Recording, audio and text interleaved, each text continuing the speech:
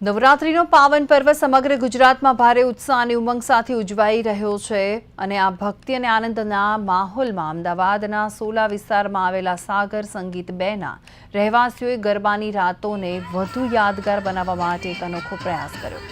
રહેવાસીઓએ એક વિશિષ્ટ વેશભૂષા સ્પર્ધાનું આયોજન કર્યું હતું, જેમાં ઉત્સાહભેર ભાગ લીધો લોકોએ અને પરંપરાગત ગરબા રાસની સાથે જુદી જુદી ઐતિહાસિક અને નવતર વેશભૂષાઓને સૌની નજર ખેંચી।